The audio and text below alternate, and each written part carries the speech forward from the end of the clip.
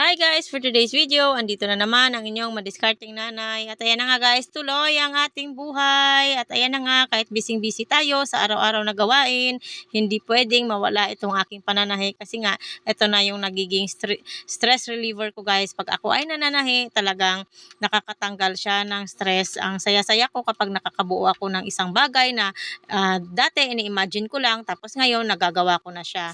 At ayan na nga guys, kinikilig pa rin ako kasi nga, si Searching Kitan ay nag-react sa isang video ko guys, ni heart niya ito guys, di ba? Ang saya-saya.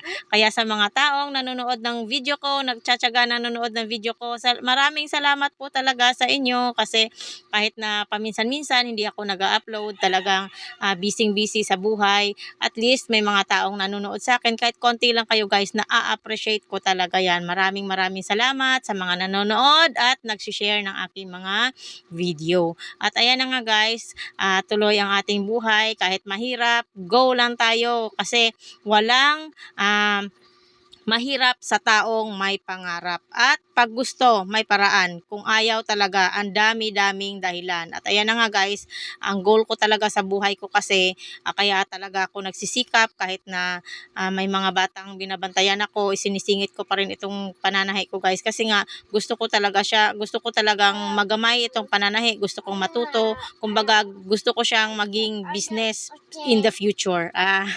Business talaga. At ayan na nga guys, syempre hindi masama ang mangarap.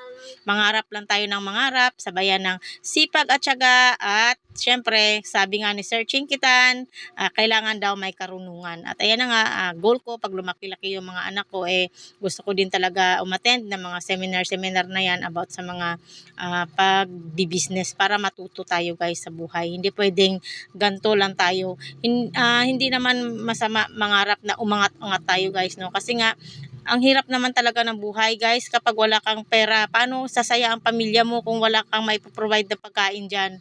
Paano sasaya ang pamilya mo kung yung mga bagay na kahit pangangailangan nyo man lang sa araw-araw ay hindi mo ma-provide, di ba? Kaya ako talaga, gusto ko talaga yung maiahon yung pamilya ko sa kahirapan guys. Kaya ito, nagsisikap ako kahit papano, paunti-unti. Sa ngayon, ganito pa lang yung ginagawa ko.